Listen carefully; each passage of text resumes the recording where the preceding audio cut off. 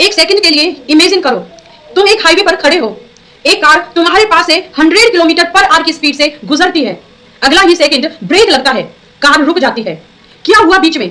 आज से class 9th की जो साइंस है हम वो राइजिंग स्टार इंस्टीट्यूट पर इस प्लेटफॉर्म पर कवर करेंगे, बिल्कुल लेमन लैंग्वेज में और रियल लाइफ एग्जांपल्स के साथ। और क्लियर कर देती हूँ, हम कभी भी रेस्ट में होते ही नहीं है। आप क्या बोल रहे हो? आप बैठे हो, आप रेस्ट में हो? नहीं, मैं 100% रेस्ट में नहीं हूँ। क्यों? स्पीड क्या है? Speed is the distance travelled by an object per unit time. Speed is the distance travelled, किसी ऑब्जेक्ट के द्वारा एक यूनिट में, पर यूनिट में कितना डिस्टेंस कवर किया जा रहा है।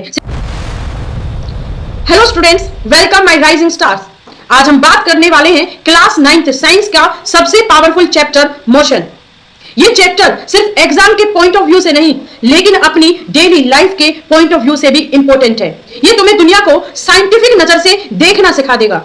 आज के बाद जब भी तुम कोई चीज मूव होती देखो, तुम उसे फील नहीं, कैलकुलेट कर पाओगे।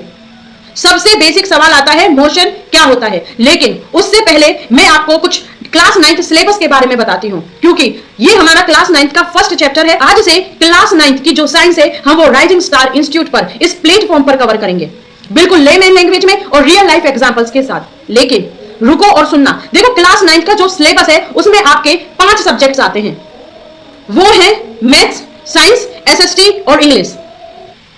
जो क्लास 9th का जो सिलेबस है ना, उसमें आपको पता होना चाहिए कि आप पूरे साल क्या पढ़ने वाले हो। क्या पूरे साल आपकी लाइफ में आपको कुछ सीखने को मिलेगा? क्या क्या हम पढ़ेंगे? हमारे सराउंडिंग्स में एक साल 365 डेज हम क्या समझेंगे, क्या घूमेगा? देखिए, आपका जो सिलेबस है उसमें 5 सब्जेक्ट्स आते हैं, math, science, SST, you can call history, क्योंकि इसमें आपकी वर्ल्ड हिस्ट्री इंक्लूड हो गई है, जैसे कि फ्रेंच रेवोल्यूशन, रशियन रेवोल्यूशन और इंग्लिश। ठीक है, हम इनको और डिटेल में समझते हैं। ये सब्जेक्ट तो हर क्लासेस में आते हैं, लेकिन हम पढ़ेंगे क्या? जो हम एक साल पढ़ेंगे उसको पहले ही समझ लें तो हमारा एक साल इजी हो जाएगा। चलिए देखते हैं और डिटेल में समझते हैं कि हमारा सिलेबस क्या है। जैसे आप देख पा रहे होंगे, English, Hindi, mathematics, science and SST, इसमें क्या क्या सब्जेक्ट हैं। उससे पहले मैं आपको बता देती हूँ, आप इंग्लिश, हिंदी और एसएसटी टाइम इंस्टीट्यूट से कवर कर लेना। आज से या कल से आपको वहां क्लासेस मिल जाएंगी। फर्स्ट क्लास आएगी आपकी सोशल साइंस, एसएसटी का फर्स्ट चैप्टर फ्रेंच रेवोल्यूशन की। टाइम इंस्टीट्यूट पर आप चैप्टर्स को स्टोरी वाइज कवर कर सकते हो और उस स्टोरी से आपको पूरी इंफॉर्मेशन मिल जाएगी जो आपको हेल्प करेगी आपको चैप्टर समझने में। ओके, लेकिन साइंस, मैथमेटिक्स आप राइजिंग स्टार इंस्टीट्यूट से, इस प्लेटफॉर्म से आप समझ सकते हो। जहां पर मैं सबसे पहले बात करूं केमिस्ट्री, बायोलॉजी और देन फिजिक्स, तो हम अभी जो है फिजिक्स स्टार्ट किया है, जिसका चैप्टर 8 आज आप इसी लेक्चर में समझोगे। चलिए देखते हैं। केमिस्ट्री में आता है matter in our surroundings. Second chapter है is matter around us pure. Third chapter है atoms and molecules. Fourth, structure of the atom. Then physics आती है motion, force and laws of motion, gravitation, work and energy, sound. Then biology आती है, जिसमें आपको cover करने हैं fundamental unit of life, जिसको हम सेल भी बोलते हैं, tissues, diversity in living organism, why do we fall ill, हम क्यों बीमार होते हैं, natural resources and improvement in food resources, हमको क्या अपने फूड रिसोर्सेज में क्या क्या इंप्रूव करना चाहिए। तो हम सबसे पहले देखते हैं फिजिक्स, मोशन, जिसमें हम पढ़ेंगे distance, displacement, motion, rest, speed, velocity, acceleration, graphs of motion and velocity, time. और सबसे इंपॉर्टेंट, हम इसमें इक्वेशंस को भी सॉल्व करेंगे, मोशन की 3 इक्वेशंस को। Then chapter 9, then chapter 10, then chapter 11। चलिए और आते हैं अपने लेक्चर पर। मोशन, मोशन क्या होता है बताइए? आप सब सोचिए, मोशन क्या होता है? अगर कोई ऑब्जेक्ट टाइम के साथ अपनी पोजीशन चेंज करे, उसे मोशन कहते हैं। बट वेट, ये इतना सिंपल भी नहीं है। मुझे बताना कि आप अब किस स्टेज पर हो, किस पोजीशन में हो। Rest, you are 100% wrong, but for you it may be right. Motion हमेशा डिपेंड करता है किससे? रेफरेंस पॉइंट पर। आपको देखने वाला कौन है? अभी भी आप समझे नहीं हो, लेकिन अभी धीरे धीरे समझ जाओगे। फॉर एग्जाम्पल, आप बस में बैठे हो और आपको कोई पेरेंट्स या आपका सिबलिंग, आपका ब्रदर, आपकी सिस्टर कोई छोड़ने भी आती है बस तक, और बस चली तो बाहर खड़ा है, बस के बाहर खड़ा है, उसके लिए आप किस पोजीशन में हो, और आपके लिए जो और स्टूडेंट्स बैठे हैं बस में, वो किस पोजीशन में हैं? कभी आपने सोचा है? अब आज से आप सोचने लगोगे। ये है रेफरेंस पॉइंट। बस चल रही है, एक पर्सन बाहर खड़ा हुआ आपको देख रहा है, उस पर्सन के लिए आप मोशन में हो, लेकिन जो और स्टूडेंट्स बैठे हैं उनके लिए आप रेस्ट में हो। यह है रेफरेंस पॉइंट। अच्छा, मैं और इसको थोड़ा और डिटेल में समझाती हूं। फॉर एग्जांपल, एक बस जा रही है, उसमें बहुत सारे लोग बैठे हैं और आप अब बाहर खड़े हो, तो जब बस मूव कर रही है, जा रही है, जब आप उनको देख रहे हो तो वो आपके लिए मोशन में है, लेकिन जो पर्सन अंदर बैठे हैं उनके लिए वो आपस में रेस्ट में है। इसी को रेफरेंस पॉइंट बोलते हैं। एक टाइम पर दो चीजें पॉसिबल हो रही हैं, रेस्ट एंड मोशन। तो कभी भी ये नहीं बोलना कि आप रेस्ट में हो, क्या बोलना है कि ये रेफरेंस पॉइंट पर डिपेंड करता है कि देखने वाला कौन है। वैसे मैं एक चीज और क्लियर कर देती हूं, हम कभी भी रेस्ट में होते ही नहीं है। आप क्या बोल रहे हो, मैं आप बैठे हो आप रेस्ट में हो? नहीं, मैं 100% रेस्ट में नहीं हूं। क्यों, ऐसा क्यों? देखिए आप समझना, जो अर्थ है ना हमारी, वो मूव कर रही है। क्या कर रही है? मूव कर रही है। किसके सराउंड? सन के सराउंड। जब अर्थ मूव कर रही है तो आप अर्थ के साथ आप भी तो मूव कर रहे हो। आप रेस्ट में कैसे हुए? जब अर्थ आपकी मूव कर रही है और आप अर्थ पर हो तो आप भी रेस्ट में नहीं हो सकते, आप भी मोशन में हो। इसलिए मैं बोलती हूं कि हम कभी भी रेस्ट में 100% नहीं हो सकते। और सेकंड थिंग, हमारा जो मोशन और रेस्ट है वो रेफरेंस पॉइंट पर डिपेंड करता है। ओके, तो रेस्ट और मोशन एब्सोल्यूट नहीं होते, रिलेटिव होते हैं। इसका क्या कंक्लूजन निकला? रेस्ट और मोशन एब्सोल्यूट नहीं होते, रिलेटिव होते हैं। चलिए अब हम इसकी डेफिनेशंस देख लेते हैं। Motion, an object is said to be in motion if it changes its position with respect to time and the reference point। तो ये जो पॉइंट है अब आपको समझ में आ गया होगा कि रेफरेंस पॉइंट क्या होता है। हम एक ऑब्जेक्ट को तभी मोशन में बोल सकते हैं यदि वो अपनी पोजीशन टाइम के साथ चेंज कर रहा हो और रेफरेंस पॉइंट भी हो। रेस्ट दैट मींस यदि मैं सिंपल उसमें बोलूं कोई भी चेंज नहीं हो रहा टाइम के साथ। लेकिन ये इंपॉर्टेंट कंसेप्ट कब बनता है कि ये रिलेटिव मोशन है, एब्सोल्यूट मोशन नहीं है। मोशन डिपेंड्स करता है ऑब्जर्वर पर, रेफरेंस पॉइंट पर। जैसे मैंने अभी बताया, फॉर एग्जांपल एक सड़क है और आप बस में जा रहे हो, ठीक है ना, रोड है और आप बस में जा रहे हो। तो जो रोड है, आप रोड के लिए आप मोशन में हो और आपका फ्रेंड आपके साथ बैठा है, चिंटू मिंटू जो भी। तो जो चिंटू है और फॉर एग्जाम्पल आप मिंटू हो, चिंटू के लिए आप रेस्ट में होंगे। Person sitting in a moving train at rest inside train, जो भी अंदर ट्रेन में बैठा है ना उसके लिए आप रेस्ट में हो। लेकिन उस जो ग्राउंड है उसके लिए आप मोशन में हो, वो आपके लिए रेफरेंस पॉइंट है, वो आपके लिए ऑब्जर्वर है। आई होप आपको मोशन क्लियर हुआ होगा कि ये एब्सोल्यूट नहीं होता, रिलेटिव होता है। ओके, अब चलते हैं हम आगे। अब आप मुझे एक चीज बताना, जो ये ट्रेन चल रही है इसके अंदर आप सपोज आप बैठे हो, आपका नाम है राज। अब राज वो चल रहा है, ठीक है ना, लेकिन उस रोड के लिए वो राज मोशन में है और जो भी ट्रेन में बैठे हैं वो आपस में किस पोजीशन में है? रेस्ट पोजीशन में। आगे चलते हैं और ये एग्जांपल आपको बहुत अच्छे से अब क्लियर हो गया होगा, क्रिस्टल क्लियर हुआ होगा। बताइए ये कौन है जो ग्रीन टी शर्ट में खड़ा है? वो बताओ मुझे। ये है आपका ऑब्जर्वर, ये क्या है? Reference point. ये क्या है? ट्रेन। उसके अंदर एक लेडीज बैठी है, वो उस लेडीज को देख रहा है। फॉर एग्जाम्पल आपकी फ्रेंड हो और वो आप उसको देख रहे हो, तो क्या होगा कि जो आपकी ग्रीन शर्ट में ये खड़ा है वो इसको देख रहा है, ठीक है ना, उसको देख रहा है। तो इस ऑब्जर्वर के लिए, इस लड़के के लिए वो लड़की मोशन में है। लेकिन फॉर एग्जांपल यहां पर एक पर्सन और बैठा है, ठीक है ना, हमें बना देते हैं, यहां पर एक पर्सन और बैठा है, उसके लिए ये लड़की किस में है? रेस्ट में है। यही तो रेफरेंस पॉइंट होता है। ये ऑब्जर्वर है ग्रीन शर्ट वाला। ओके, चलिए हम आगे देखते हैं। Types of motion, very important part of this lecture. Rectilinear motion, second circular motion, third periodic motion, fourth oscillatory motion, fifth rotational motion. हम इन पांचों को पढ़ लेते हैं, और भी आते हैं लेकिन इनको हम किसमें वन बाय वन कवर करेंगे। रेक्टिलिनियर मोशन कौन से होते हैं? लीनियर, दैट मींस स्ट्रेट, जो एक लाइन में मूव करते हैं उनको बोलते हैं रेक्टिलिनियर मोशन। अभी हम 5 टाइप ऑफ मोशन पढ़ने वाले हैं। आप यहाँ पर एक बैलगाड़ी देख रहे होंगे, आप इसको पहले चलती थी ये गाड़ी, एक रोड पर ये गाड़ी चल रही है, स्ट्रेट चल रही है, बिल्कुल स्ट्रेट जा रही है, या आप रेल का डिब्बा भी इसको समझ सकते हो। तो motion in a straight line, इसकी डेफिनेशन क्या बनी? जो भी चीज एक स्ट्रेट लाइन में मूव कर रही हो उसको रेक्टिलिनियर मोशन बोलते हैं। जैसे कि car moving on straight road, train on straight track, उसको क्या बोलेंगे? Rectilinear motion. ये नहीं बोल सकते कि ये स्ट्रेट मोशन है, स्ट्रेट मोशन होता ही नहीं है। पहली बात ये क्लियर कर लेना। रेक्टिलिनियर मोशन में आपकी जो ट्रेन देखते हो कि वो स्ट्रेट ट्रैक पर चल रही है, आप कार देखते हो स्ट्रेट रोड पर चल रही है, वो होता है रेक्टिलिनियर मोशन, जो भी चीज एक सीधी लाइन में चले।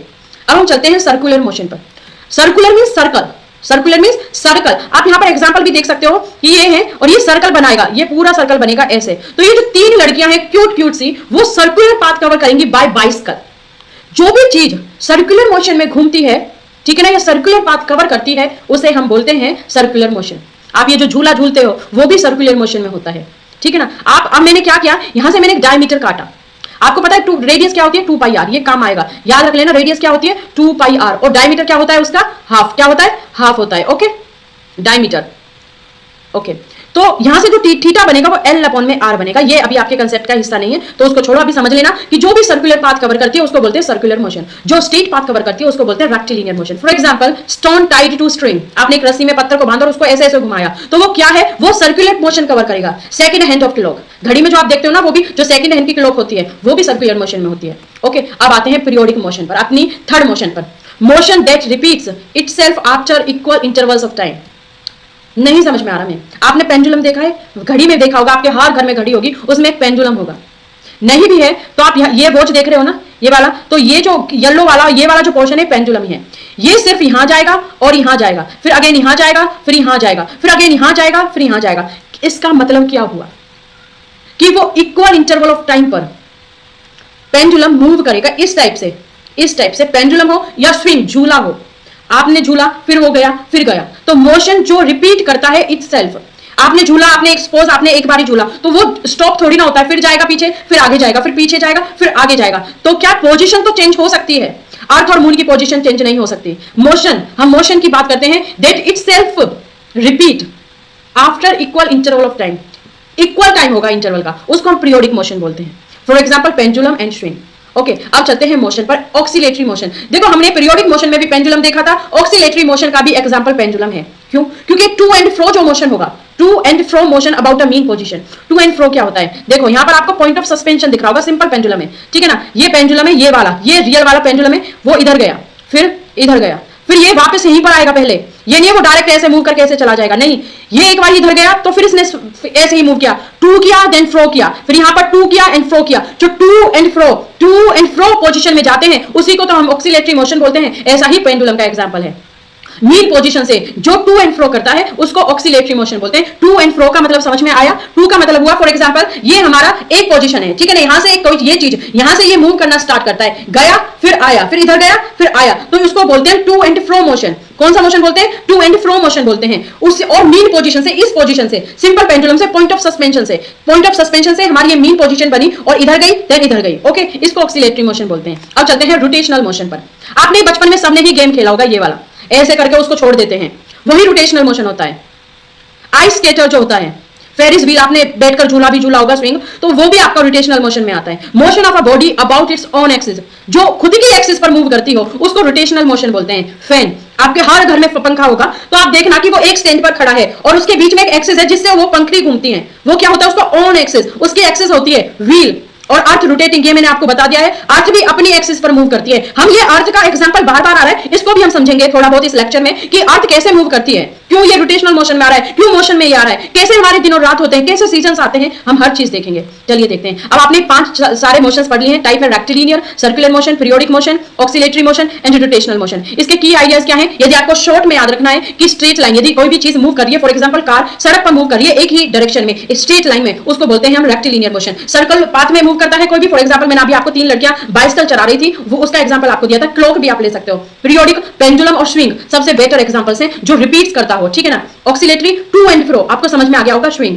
रोटेशनल का है जो अपनी एक्सिस पर घूमता है, फैन, अर्थ, ये सारी चीजें किसके एग्जांपल है? रोटेशनल के एग्जांपल है। आई होप आपको मोशन क्लियर हुआ होगा। मोशन के टाइप्स, मोशन क्या होता है, देन आपने इसके टाइप्स पढ़ लिए हैं, rectilinear motion, circular motion, periodic motion, oscillatory motion, rotational motion. और यहां से जब आपको क्लियर हो जाए तो ये जो स्लाइड है ना, ये वाली स्लाइड सिर्फ आपको झलक के लिए कि आपका एग्जाम आज है और 10-15 मिनट पेपर आप देख रहे हो कि अच्छा रेक्टिलिनियर स्ट्रेट लाइन होते हैं, सर्कुलर पाथ में होता है, पीरियोडिक रिपीट्स होती है, to and fro oscillatory motion होती है, रोटेशनल मोशन जो अपने एक्सिस पर घूमती है, ये वो स्लाइड्स हैं। अब चलते हैं हम रेस्ट पोजीशन पर। ये भी आपको समझ में आ गया होगा मोशन से, लेकिन हम इसकी डेफिनेशन पर लेते हैं। An object is said to be at rest if it does not change its position with respect to time and the reference point. हमने मोशन में क्या चेंज किया था कि इट डज चेंज या it change its position with respect to time and the reference point. इसमें क्या करें? It does not change its position with respect to time and the reference point. तो आपको कहीं ना कहीं रिलेटिव दिख रहा है, एब्सोल्यूट नहीं दिख रहा है। आप एग्जांपल्स से देख सकते हो। घर आपको रेस्ट पर दिख रहा है, ट्री रेस्ट पर दिख रहे हैं। जब आप बस में नहीं बैठे हो, मोशन में कोई खेल रहा है, कोई बर्ड उड़ रहा है या कोई बीज उड़ रही है ना, या कोई बस में बैठा है, आप उसको देख रहे हो, बस मोशन में हो, तो वो क्या होता है? मोशन होता है। Okay, example, a book kept on a table, बताइए वो रेस्ट में है या मोशन में? देखो यदि मैं विद रिस्पेक्ट टू टेबल देखूं तो बुक्स रेस्ट में है। Second example, a person sitting in a moving bus, 4 passenger inside bus. A person sitting in a moving bus, अभी मैंने बताया था। यदि मैं सेकंड एग्जांपल की बात करती हूं, अभी मैंने आपको बताया था कि अ person sitting in a moving बस, तो जो पैसेंजर्स हैं इनसाइड बस, उसके लिए आप रेस्ट में हो। लेकिन कोई पर्सन रोड पर खड़ा है, उसके लिए आप मोशन में हो। तो ये क्या हुआ? ये रिलेटिव हुआ। This proves rest is relative. तो मोशन और जो रेस्ट है वो क्या है? रिलेटिव है। ओके, अब चलते हैं रेस्ट एंड मोशन। जो अपनी पोजीशन चेंज ना करे विद टाइम, मोशन जो अपनी पोजीशन चेंज करे विद टाइम, ये भी रेफरेंस पॉइंट पर डिपेंड करता है और मोशन भी रेफरेंस पॉइंट पर डिपेंड करता है। Can appear motions to other, जो मोशन है वो अदर को अपियर कर सकती है और ये रेस्ट टू अदर्स। जो मोशन में है वो किसी और के लिए रेस्ट हो सकता है और रेस्ट किसी और के लिए मोशन हो सकता है। हमने बस का एग्जांपल आपको बता दिया था। अब चलते हैं हम आगे और देखते हैं अर्थ रोटेशन। ये अर्थ को क्लियर कर लेते हैं। देखो जो अर्थ है ना, अब आप देखना ये अर्थ आ रही है और वो अपने एक्सिस पर मूव करती है। किस पर मूव करती है? एक्सिस पर मूव करती है। जो अर्थ है हमारी टिल्ट है थोड़ी सी, थोड़ा ये पढ़ लेते हैं फिर मैं आपको और डिटेल में समझाती हूँ। Earth spins its on axis. Axis earth की भी एक्सिस है क्या? हमको नहीं समझ में आ रहा है, अभी आपको समझ आएगा। इसकी कुछ इमेजनरी लाइंस हैं जिसको हमने एक्सिस माना हुआ है। नॉर्थ पोल, साउथ पोल, फिर ईस्ट वेस्ट नॉर्थ साउथ, ये सब इमेजनरी है अर्थ पर। यहाँ पर हम अर्थ पे कैसे हम कोई लाइन ड्रॉ कर सकते हैं? ये जो स्पिनिंग करती है ना उसको रोटेशन बोलते हैं। एक रेवोल्यूशन होता है, एक होता है रोटेशन। जो ये सन के अराउंड मूव करती है, उसका चक्कर लगाती है, उसको बोलते हैं हम रेवोल्यूशन, जिससे हमारे सीजन्स आते हैं। लेकिन रोटेशन से हमारे दिन और रात आते हैं। कैसे? ये हमारी अर्थ है, ये आपका सन है, ये आपकी अर्थ है। अब ये मूव कर रही है, अपनी एक्सिस पर भी मूव कर रही है और ऐसे ऐसे मूव करके ये सन का भी चक्कर लगा रही है, ठीक है ना। लेकिन जब ये अपनी एक्सिस पर मूव करती है ना, इससे हमारे दिन और रात होते हैं। जो ये एक चक्कर है अर्थ, ये अपनी एक्सिस पर ये करती है 365 डेज में, थोड़ा ऊपर भी अभी हम इतना ही समझ लेते हैं। लेकिन जो ये अपनी एक्सिस पर मूव करती है, ये करती है 24 आवर में, जिसको हम 1 डे बोलते हैं। जब फॉर एग्जाम्पल ये ऐसे मूव किया, ये ऐसे मूव कर रही है और सन यहाँ पर है, ठीक है ना। जब ये जो ये वाला एरिया है जो वहां पर आ जाएगी दिन, सन के डायरेक्ट है, और इस वाले एरिया पर रहेगी रात। तो कहीं 4 घंटे का फर्क है, कहीं 24 घंटे का फर्क है, कहीं 8 घंटे का फर्क है। सिर्फ ये अर्थ अपनी एक्सिस पर मूव कर रही है और सन यहां पर है। इसी वजह से दिन और रात होते हैं। टाइम टेकन मैंने बता दिया है, रोटेशन आपको बता दिया है। रोटेशन क्या होता है? जब अर्थ अपनी एक्सिस पर मूव करती है, मोशन करती है, और ये अपनी एक्सिस पर मोशन करती है। ये डायरेक्शन क्या है इसकी? याद रखना, अर्थ की जो मोशन की डायरेक्शन है, रोटेशन की डायरेक्शन है, वो है वेस्ट टू ईस्ट। क्या है? West to east. इसी की वजह से दिन और रात होते हैं। चलिए आगे देखते हैं एक्सिस क्या है। एक्सिस मोस्टली स्टूडेंट्स को डाउट क्रिएट करती है, एक्सिस क्या है। सबसे बड़ी बात, एक्सिस एक इमेजनरी लाइन है जो नॉर्थ पोल साउथ पोल के थ्रू पास होती है, और आपको बताऊंगी डिटेल में, जिससे आपको ये क्रिस्टल क्लियर होगा। अर्थ रोटेट्स अराउंड दिस लाइन। कैसे? देखिए, आप नॉर्थ देख रहे हो, यहाँ पे ये साउथ देख पा रहे हो, ठीक है ना। आप नॉर्थ देख रहे हो और साउथ देख पा रहे हो। ये है आपके 4 डायरेक्शन हो गई आपकी, वेस्ट, ईस्ट, ये वाली डायरेक्शन हो गई ईस्ट, ये हो गई साउथ, ये हो गई नॉर्थ। इसलिए इसी वाले को, ये यहां पर क्यों है, मैंने आपको सबसे पहले बताया था जब अर्थ का नाम आया था कि अर्थ स्ट्रेट नहीं है, बिल्कुल स्ट्रेट नहीं है, थोड़ी टिल्ट है, और वो टिल्ट है 23.4 डिग्री सेल्सियस, ठीक है ना। और इसी को हमने नॉर्थ पोल माना हुआ है, इसको साउथ पोल माना हुआ है। और जैसे जैसे ये अर्थ है और इसमें हमने 4 हमने सोचा कि अच्छा इसका एरिया इतना है, इसको इतने में डिवाइड कर दो, इसको इतने में कट कर दो, और जो ये इमेजनरी लाइन है जिसपे ये अर्थ टिल्ट है, उसको मान लेते हैं हम नॉर्थ एंड साउथ।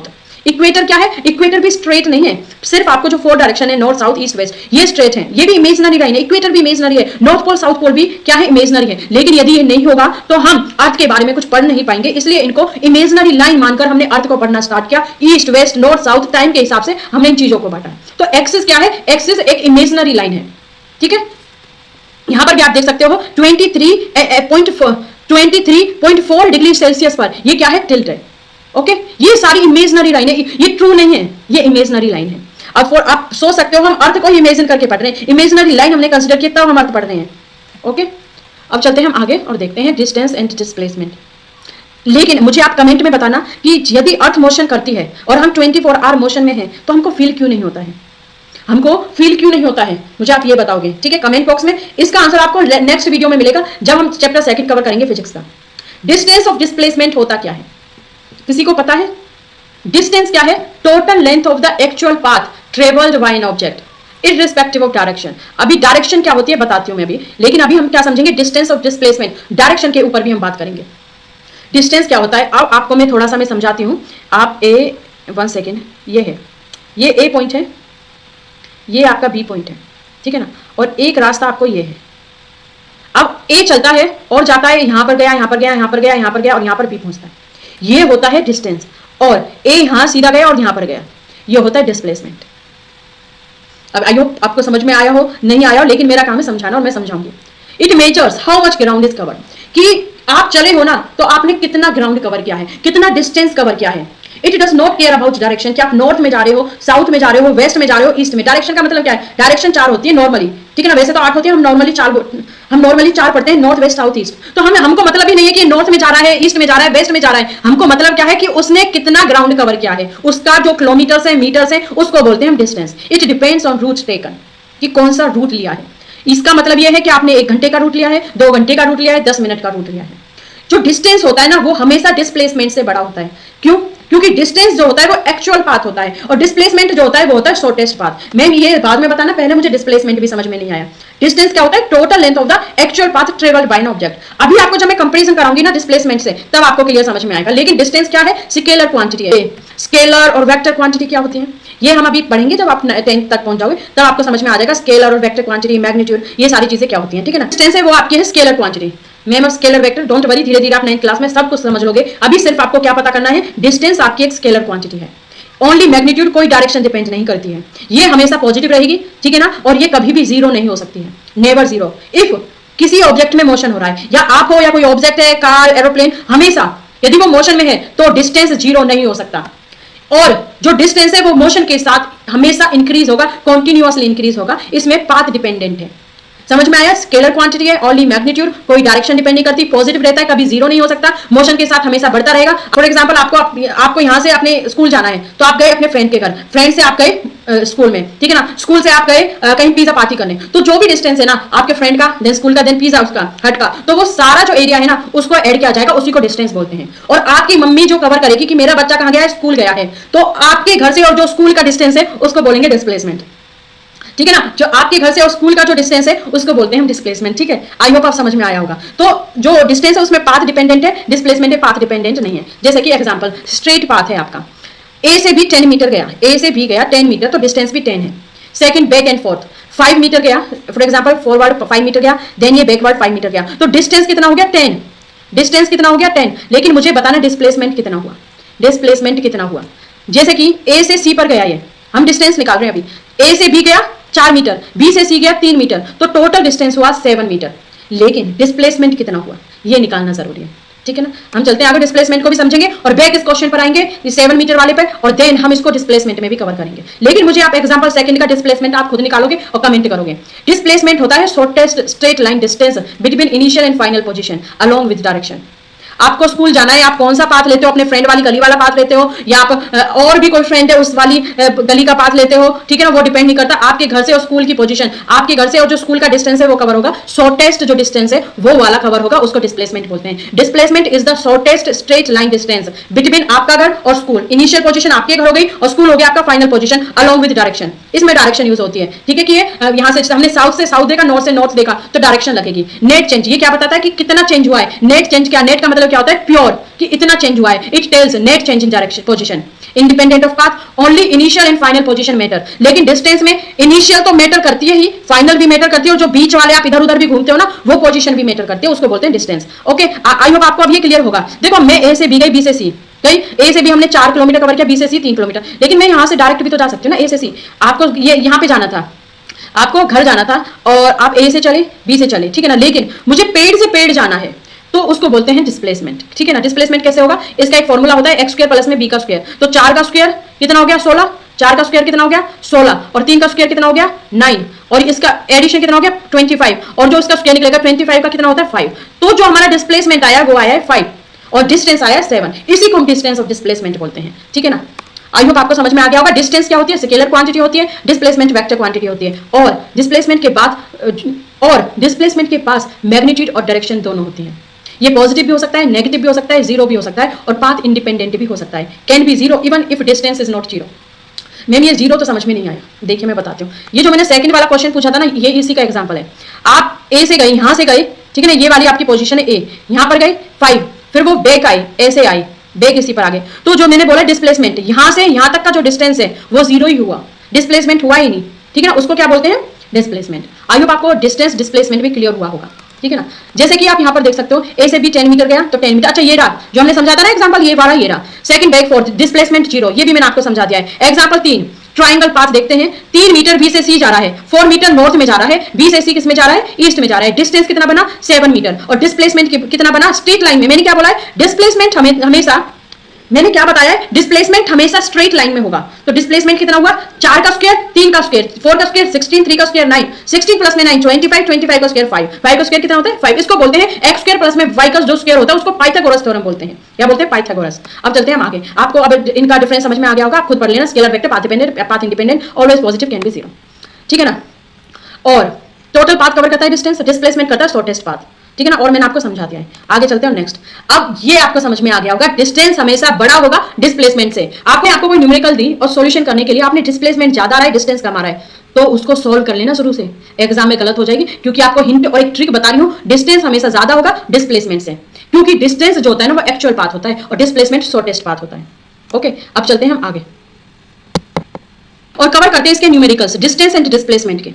देखो 2D ट्रायंगल देखे, एक लड़का है वो वॉक करता है 6 मीटर ईस्ट में, 6 मीटर ईस्ट में गया एक लड़का। फॉर एग्जांपल यहाँ पर कोई लड़का खड़ा है, ये वाला लड़का, ठीक है ना, ये गया ईस्ट में 6 मीटर और नॉर्थ में गया 8 मीटर, ठीक है ना। तो इसका मुझे डिस्प्लेसमेंट निकालना है, बताओ कैसे निकलेंगे। मैंने क्या बताया है आपको, इमेज बनाने की जरूरत नहीं है कि अच्छा मुझे एक स्ट्रेट लाइन चाहिए तो मैंने स्ट्रेट लाइन बना दी। अच्छा मैं क्या बोलती हूँ, आपको पाइथागोरस थ्योरम याद करनी है। 8 का स्क्वायर लिखना है, कितना होता है 64, और 6 का कितना होता है 36, कितना बना 100 बना, वो किसका स्क्वायर होता है 10 का स्क्वायर होता है। तो इसका जो डिस्प्लेसमेंट है कितना आया 10 आया। यहाँ पे देख सकते हो पाइथागोरस थ्योरम से एस को डिनोट कर रहे हैं डिस्प्लेसमेंट से, तो 6 का स्क्वायर प्लस एस को हम डिनोट करेंगे इस लेक्चर में, जो एस है ना कैपिटल एस उसको डिनोट करेंगे डिस्प्लेसमेंट के लिए, स्मॉल एस को डिनोट करेंगे डिस्टेंस के लिए। तो 6 का स्क्वायर 36, 8 का स्क्वायर 64, जो हमारा डिस्प्लेसमेंट है वो आया 100, लेकिन वो 10 का स्क्वायर होता है। आगे चलते हैं second question. A person walks 10 metre east, 6 metre west and 8 metre east.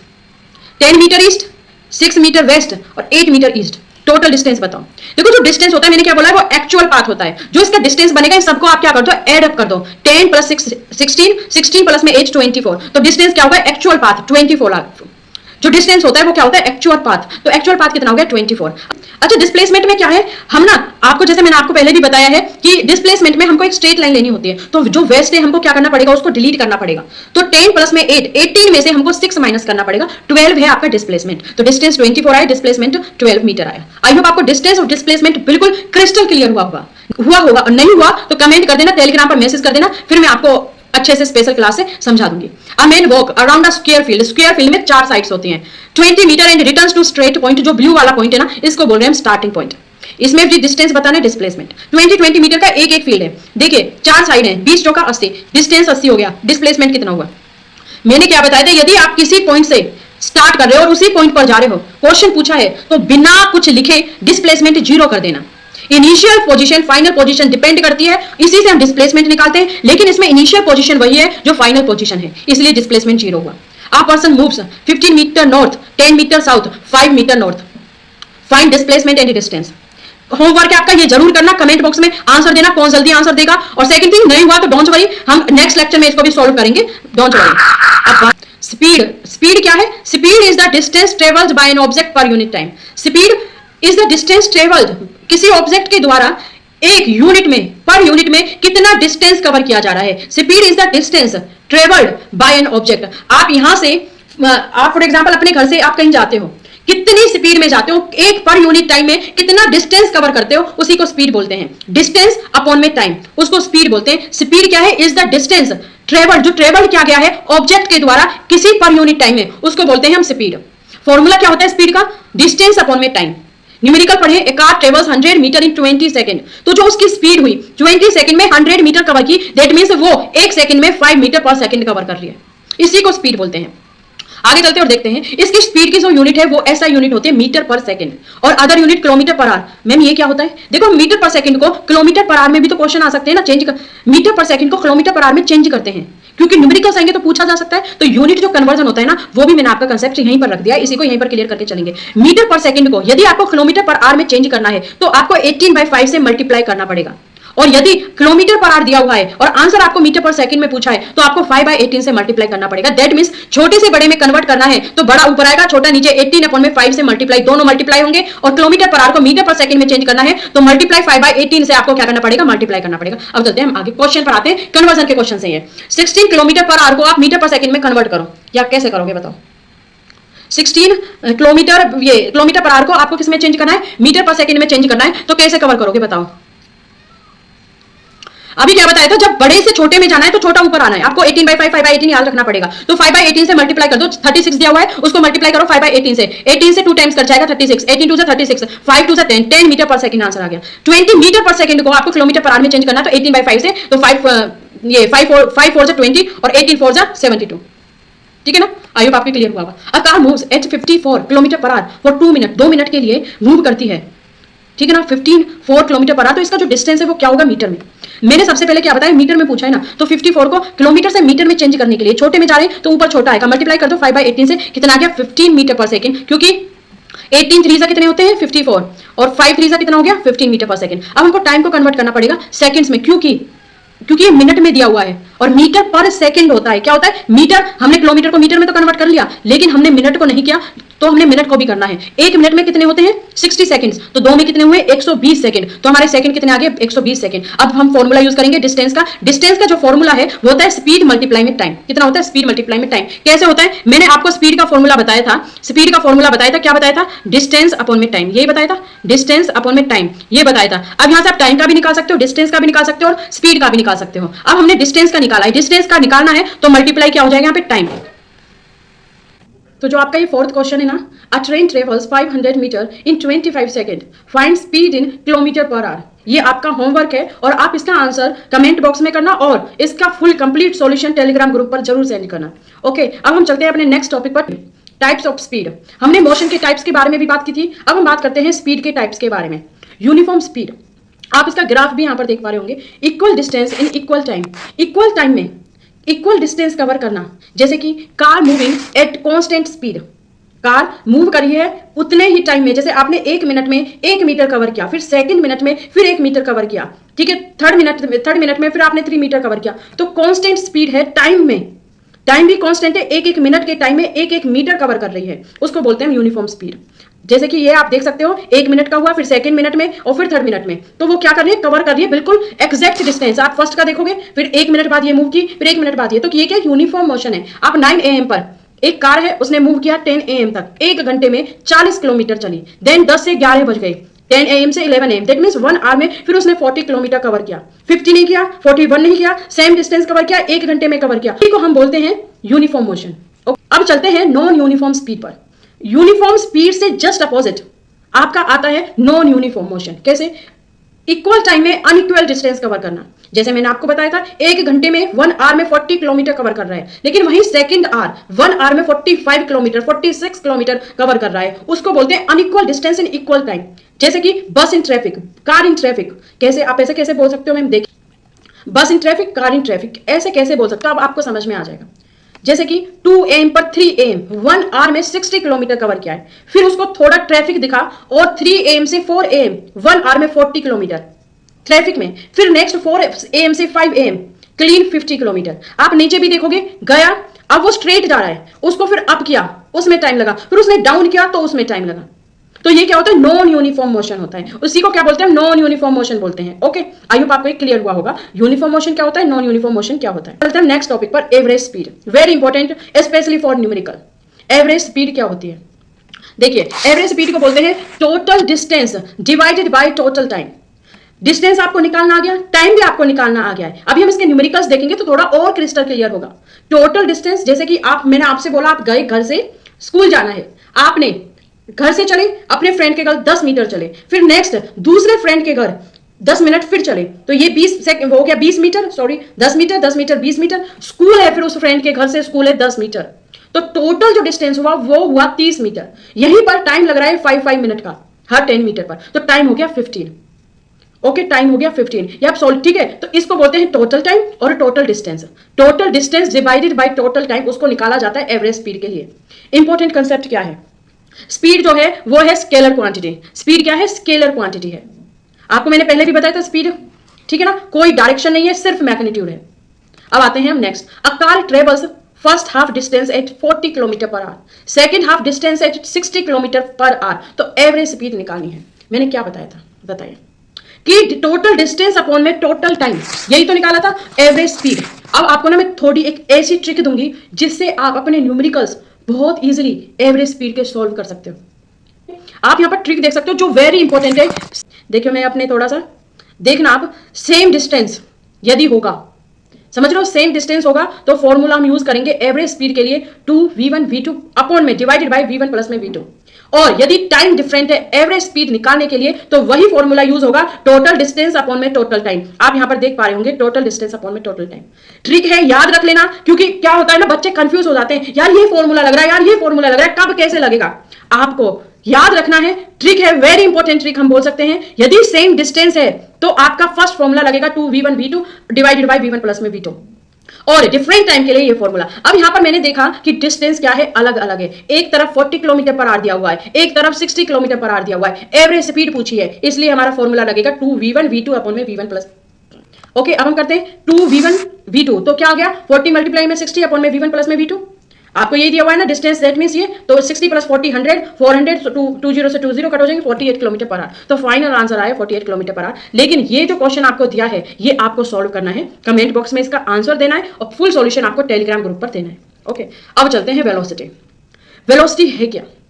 जैसे हमने स्पीड के बारे में पढ़ा था कि कोई कार कितनी स्पीड से भाग रही है, कोई कार कितनी स्पीड से भाग रही है, या कोई बाइक कितनी स्पीड से भाग रही है, उसको बोलते हैं हम स्पीड। लेकिन यहीं पर एक वेलोसिटी का कंसेप्ट आता है, वही डिस्प्लेसमेंट के साथ यदि डायरेक्शन भी दे दी जाए। फॉर एग्जांपल, तुम बोलते हो मैं फास्ट भाग रहा हूं, ये क्या है, ये स्पीड है। बट अगर तुम बोलते हो मैं नॉर्थ डायरेक्शन में फास्ट भाग रहा हूं, तो ये हो गई वेलोसिटी। तो वेलोसिटी क्या हो गई? Velocity is the displacement covered per unit time in a given direction. यहां पर डायरेक्शन भी आती है और मैंने आपको बता दिया, जैसे आप यहां पर देख सकते हो speed 15 metre per second, velocity 15 metre per second towards north, ये साउथ है। तो वेलोसिटी में क्या होता है, डायरेक्शन देते हैं। सबसे इजी एग्जांपल है, आप क्रिकेट का एग्जांपल लेते हैं, क्रिकेट बॉल का। ओके, क्या होता है, हमने बोला कि बॉल बाउंड्री तक पहुंच गई, बॉल बाउंड्री तक पहुंच गई, तो क्या हुआ, क्या हुआ, स्पीड। हमने स्पीड के बारे में बात की है। यदि हमने बोला कि बॉल नॉर्थ डायरेक्शन में बाउंड्री तक पहुंच गई है, ये होती है वेलोसिटी। अब आपको याद रखना है, कंफ्यूज नहीं होना है, जब डायरेक्शन जुड़ जाती है तो वेलोसिटी बन जाती है। और सिंपल हम बात करें कि वो वहां तक पहुंच गई है, कार रोड पर चल रही है, ठीक है, इट्स ओके, स्पीड है। लेकिन यदि हमने वहीं पर डायरेक्शन को जोड़ दिया, ऐड कर दिया, वो वेलोसिटी बन जाती है। ओके, अब हम बात करते हैं फॉर्मूला ऑफ वेलोसिटी की, डिस्प्लेसमेंट अपॉन में टाइम। स्पीड का क्या होता था, डिस्टेंस अपॉन में टाइम, इसमें क्या आता है, डिस्प्लेसमेंट अपॉन में टाइम। आपको मैंने डिस्टेंस और डिस्प्लेसमेंट के बारे में बहुत क्रिस्टली पढ़ाया है। डिस्टेंस क्या होता है, डिस्प्लेसमेंट क्या होता है। Distance total length, total distance जो हमने कवर किया है। डिस्प्लेसमेंट शॉर्टेस्ट पाथ जो हमने कवर किया है। A person moves 20 metre east in 4 second, तो क्या हो गया, वेलोसिटी निकालनी है। डिस्प्लेसमेंट भी दिया हुआ है और टाइम भी दिया हुआ है, तो कितना आ जाएगा, 5 मीटर पर सेकंड। ये आपको सॉल्व करना है खुद, ये होमवर्क है। ओके, सॉल्व करने हैं। यदि ये सॉल्व नहीं हो रहे तो आपको टॉपिक समझ में नहीं आ रहे, ये समझ लेना भाई, क्योंकि ये सबसे इजी क्वेश्चंस हैं। ओके, स्पीड क्या है, स्केलर क्वांटिटी है। वेलोसिटी क्या है, वेक्टर क्वांटिटी है। स्पीड के पास कोई डायरेक्शन नहीं है, सिर्फ मैग्नीट्यूड है। वेलोसिटी के पास डायरेक्शन भी है, मैग्नीट्यूड भी है। ओके, वो इसमें स्पीड में डिस्टेंस का यूज होता है, वेलोसिटी में डिस्प्लेसमेंट का यूज होता है। स्पीड के पास मैग्नीट्यूड है, वेलोसिटी के पास मैग्नीट्यूड प्लस में डायरेक्शन भी है। ओके, अब आता है गेम चेंजर, एक्सेलरेशन। जब भी स्पीड चेंज होती है, एक्सेलरेशन होता है। जब तक स्पीड चेंज नहीं होगी, जब तक स्पीड चेंज नहीं होगी, तब तक एक्सेलरेशन नहीं होगा। Acceleration is the rate of change of velocity with respect to time. Acceleration is the rate of change of velocity, time के साथ यदि वेलोसिटी में चेंज हो रहा है तब एक्सेलरेशन होता है। कैसे? कार स्पीड में बढ़ रही है तो वो होता है पॉजिटिव एक्सेलरेशन। ब्रेक लगाकर चल रही है तो उसको बोलते हैं negative acceleration. Even direction change है तो एक्सेलरेशन आएगा। मतलब यदि सर्कुलर मोशन में भी कोई चीज है तो उसमें भी एक्सेलरेशन आ सकता है। उसकी स्पीड चेंज होगी तो एक्सेलरेट करना पड़ेगा। तो एक्सेलरेशन क्या है? यदि किसी वेलोसिटी में चेंज हो रहा है टाइम के साथ, उसको बोलते हैं एक्सेलरेशन। जब तक चेंज नहीं होगा, एक कांस्टेंट स्पीड पर चल रही है तो वो एक्सेलरेट उसमें हो ही नहीं सकता। यदि हम उसको कम कर रहे हैं, उसको तेज स्पीड में कर रहे हैं, तो एक्सेलरेशन होता है। एक्सेलरेशन क्या है? Is the rate of change of velocity with respect to time. अब आते हैं नेक्स्ट, फॉर्मूला भी है एक्सेलरेशन का और इंपॉर्टेंट भी है। एक्सेलरेशन को हम डिनोट करते हैं v माइनस में u अपॉन में t। v क्या है, u क्या है, t क्या है, ये भी आपको पता होनी चाहिए। v को बोलते हैं फाइनल वेलोसिटी, u को बोलते हैं हम इनिशियल वेलोसिटी, t को बोलते हैं टाइम, a को बोलते हैं एक्सेलरेशन यूनिट। क्या बोलते हैं? Acceleration unit. A car changes velocity from 10 metre per second to 20 metre per second in 5 second. बताइए इसका सॉल्यूशन। सिंपल है, क्या पूछा है? कार चेंजेस वेलोसिटी चेंज हो रही है ना, तो एक्सेलरेट हो रहा है, उसमें एक्सेलरेशन हो रहा है। यदि वेलोसिटी चेंज हो रही है तो एक्सेलरेशन होगा। तो क्या हो गया? मैंने क्या बताया था? फाइनल वेलोसिटी माइनस में इनिशियल वेलोसिटी, 20 माइनस में 10 अपॉन में क्या बोला था? टाइम। तो टाइम कितना आ गया? 10 अपॉन में 5। यहां से 20 माइनस में 10, 10 अपॉन में 5, 2 metre per second square. Okay, acceleration की जो यूनिट होती है वो होती है मीटर पर सेकंड स्क्वायर। क्या होती है? Metre per second square. याद रखना, वेरी इंपॉर्टेंट। आगे चलते हैं, यूनिट्स ऑफ एक्सेलरेशन। ये मैंने आपको बता दिया है, ऐसा यूनिट इसकी मीटर पर सेकंड स्क्वायर होती है। एक्सेलरेशन एक वेक्टर क्वांटिटी है और जैसे वेलोसिटी के पास मैग्नीट्यूड और डायरेक्शन दोनों होती हैं, एक्सेलरेशन के पास भी मैग्नीट्यूड और डायरेक्शन दोनों होती हैं। Okay, any doubt? Tell me. Types of acceleration. Uniform acceleration इतना डीप नहीं दिया हुआ है, लेकिन मैं समझा रही हूं तो समझ लो, आगे काम आएगा। Uniform acceleration, non uniform acceleration, positive acceleration, negative acceleration. Okay, positive negative का मैंने आपको हिंट भी दे दिया है, equal change in velocity in equal time.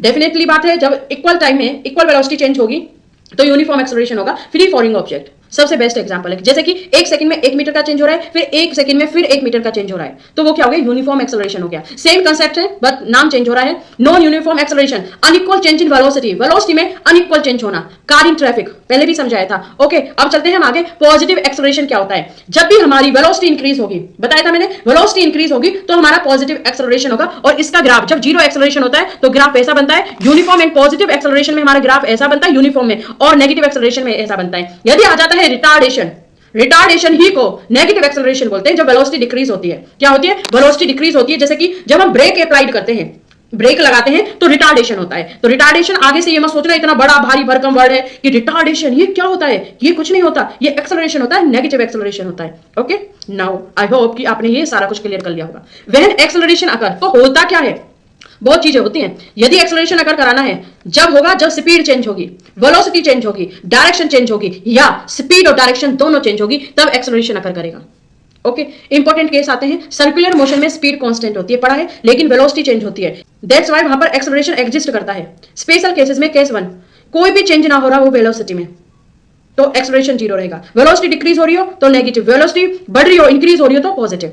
देखो, फिजिक्स सिर्फ नंबर्स में नहीं होती, हमको इसको विजुअलाइजेशन करना पड़ता है। अब आता है फिजिक्स का वेपन, इसको हम फिजिक्स का वेपन बोलते हैं, इक्वेशंस ऑफ मोशन को। 3 इक्वेशंस हैं जो तुम्हें टॉपर बना सकती हैं यदि आपने क्या, क्योंकि इनमें से एक इक्वेशन जरूर पूछी जाती है।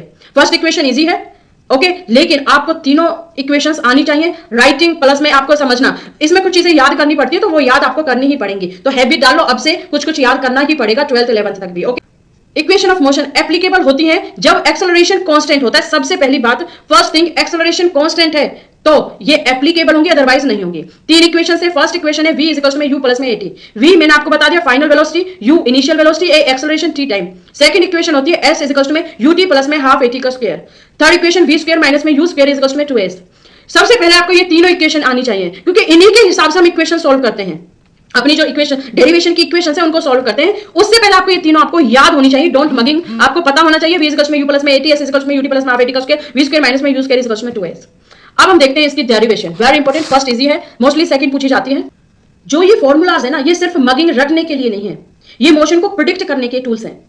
इनसे तुम फ्यूचर स्पीड निकाल सकते हो, डिस्टेंस कैलकुलेट कर सकते हो, टाइम प्रिडिक्ट कर सकते हो।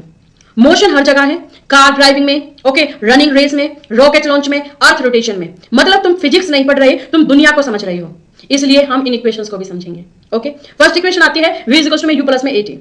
अब आप स्टार्ट करो, जो हमने एक्सेलरेशन आपको पढ़ा है, क्योंकि हमको पता है, मैंने आपको बताया सबसे पहले इक्वेशन पता होनी चाहिए, v इक्वल में u प्लस में at। अब a आ रहा है ना, इक्वेशन में a आ रहा है, a मींस एक्सेलरेशन, तो हमने डेफिनेशन से एक्सेलरेशन निकाल सकते हैं, क्या होता है v माइनस में u अपॉन में at।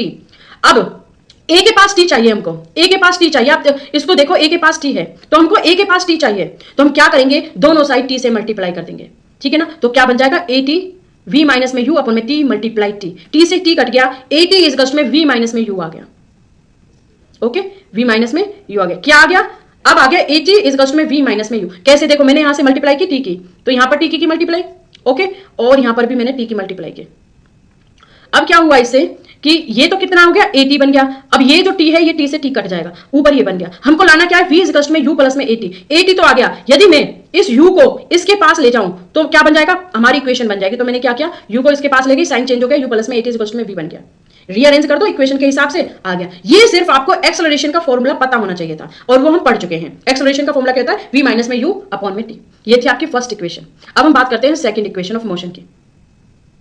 Second equation of motion की आपको निकालना है s इक्वल में ut प्लस में हाफ at का स्क्वायर। अब आपको पता है इसमें एक तो प्लस का साइन आ रहा है, एक u आ रहा है, एक कहीं ना कहीं यहाँ पे वेलोसिटी बनती दिख रही है हमको, तो एवरेज वेलोसिटी से अपॉन में 2 भी आ रहा है। तो क्या याद रखना है कि हमने जब फर्स्ट इक्वेशन सॉल्व की थी वहां पर एक्सेलरेशन का फॉर्मूला लगाया था, सेकंड इक्वेशन में एवरेज वेलोसिटी प्लस में डिस्टेंस का फॉर्मूला लगेगा। तो आपके लिए इक्वेशन हार्ड हो ही नहीं सकती।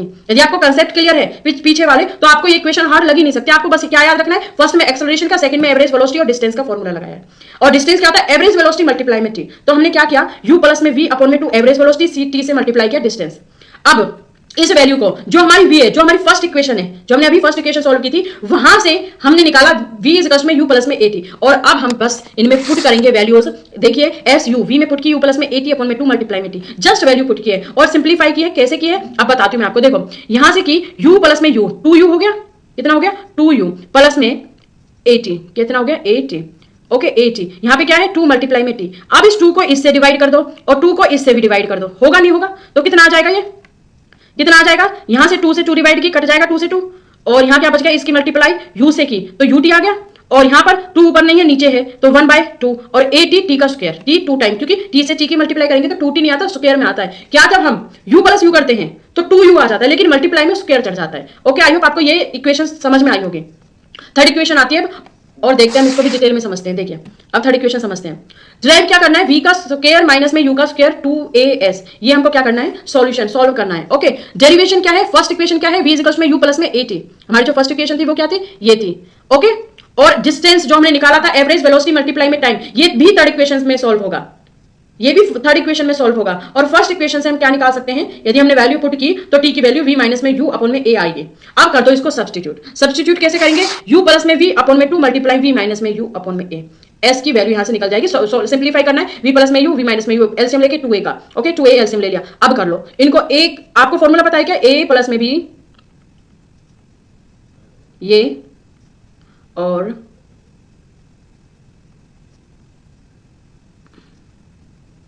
इसका क्या फॉर्मूला बनेगा, a का स्क्वायर माइनस में b का स्क्वायर, तो यही हमने यही किया है। ओके, आई होप आपको थर्ड इक्वेशन भी सॉल्व होगी। सिर्फ कुछ चीजें याद रखनी है, वो आपको याद रखनी पड़ेंगी कि इसमें भी हमने डेरिवेशन में फर्स्ट इक्वेशन लेनी है, सेकंड इक्वेशन लेनी है। अब इसको वैल्यू पुट करके हमने फ्रॉम फर्स्ट इक्वेशन से सॉल्व कर ली, देन सब्स्टिट्यूट किया और सिंप्लीफाई किया, बस ये है। आई होप आपको फर्स्ट इक्वेशन, थर्ड इक्वेशन और ये भी सॉल्व हुई होंगी। और आपने 2a से मल्टीप्लाई करना है, क्योंकि हमारी जो इक्वेशन होती है उसको सॉल्व करना है। 2as इज इक्वल में v स्क्वायर माइनस में u का स्क्वायर, और इधर 2a से 2a कट जाएगा, फाइनल रिजल्ट आ गया अब आपके पास। ओके, अब बात करते हैं ग्राफ्स की। अब आपको ग्राफ में भी कोई दिक्कत नहीं आएगी। ओके, कैसे, डिस्टेंस और टाइम के ग्राफ में यदि स्ट्रेट लाइन है तो यूनिफॉर्म मोशन है, आप ग्राफ में भी देख सकते हो। कर्व में है, आप यहां पर कर्व देख रहे हो, नॉन यूनिफॉर्म मोशन में। वेलोसिटी टाइम में स्ट्रेट लाइन है तो है यूनिफॉर्म एक्सेलरेशन, और हॉरिजॉन्टल लाइन है तो कांस्टेंट वेलोसिटी है। Slope is equal to acceleration. Okay, ये ही ग्राफ है, बस आपको याद रखनी है। आपको पता होना चाहिए कि आपने ग्राफ कैसा बनाया, यदि ये यूनिफॉर्म है तो आपको कैसा यूनिफॉर्म में कैसा बनाना है, नॉन यूनिफॉर्म में कैसा बनाता है, वेलोसिटी टाइम में यूनिफॉर्म एक्सेलरेशन के लिए कैसा बनाना है, कांस्टेंट वेलोसिटी के लिए कैसा बनाना है। चलो एक बार रिकेप कर लेते हैं। पोजीशन जो है वो चेंज होगी विद टाइम, उसको मोशन बोलेंगे। रेफरेंस पॉइंट मैटर करता है मोशन और रेस्ट में। डिस्टेंस कभी भी डिस्प्लेसमेंट के इक्वल नहीं हो सकती, स्पीड वेलोसिटी के इक्वल नहीं हो सकती। एक्सेलरेशन कब होगा, जब वेलोसिटी में चेंज होगा। और 3 इक्वेशन जो है वो मोस्ट पावरफुल टूल है, वो आप देखो एक बार समझो उनको, और 2-2 3-3 बार अपनी लिख लो। जब तक आप बिना देखे नहीं लिखोगे, सोचना नहीं कि आपको आ गई है, बार बार समझो। नहीं आ रहा है समझ में, कमेंट करो, मैं बैठो फिर समझाऊंगी। ओके, ये इंपॉर्टेंट पॉइंट्स हैं। डिस्टेंस हमेशा बड़ा रहेगा, डिस्प्लेसमेंट से इक्वल भी हो सकता है, डिस्प्लेसमेंट 0 हो सकता है, लेकिन डिस्टेंस कभी भी 0 नहीं होगा। स्पीड ज्यादा होगी 0 से हमेशा। वेलोसिटी नेगेटिव हो सकती है, एक्सेलरेशन नेगेटिव हो सकता है, जिसको हम रिटार्डेशन बोलते हैं। ओके, अब चलते हैं, क्योंकि रिवीजन आपको समझ में आ गया। ये फॉर्मूलाज हैं, तो जब भी आपको एट द टाइम एग्जाम के टाइम या यूटी टेस्ट से आपको कोई टेस्ट हो, पेपर हो, तो आप ये पढ़ सकते हो फटाफट न्यूमेरिकल्स के लिए। स्पीड क्या होता है, डिस्टेंस अपॉन में टाइम, वेलोसिटी क्या होता है, डिस्प्लेसमेंट अपॉन में टाइम, एक्सेलरेशन क्या होता है, v माइनस में u अपॉन में t। और इस फर्स्ट इक्वेशन क्या होती है, v इक्वल्स में u प्लस में 80, सेकंड इक्वेशन ut प्लस में हाफ 80 का square, third equation v square minus में u का स्क्वायर इक्वल्स में 2s। इन तीनों को हमने सॉल्व भी कर लिया है। ओके, अगर ये लेक्चर आपको समझ आ गया तो तुम फिजिक्स मोशन चैप्टर में ना अनबीटेबल हो जाओगे, कोई नहीं हरा सकता आपको मोशन में। नेक्स्ट टाइम जब तुम रोड पे चलोगे या किसी कार को स्पीड में देखोगे, तुम सिर्फ देखोगे नहीं, तुम समझोगे, कैलकुलेट करोगे। Because now you don't just see motion, you understand it. This is not just physics, this is understanding reality, जो हम फिजिक्स में सबसे ज्यादा समझते हैं। थैंक यू, और अपडेट के लिए लाइक शेयर सब्सक्राइब करना। Bye bye.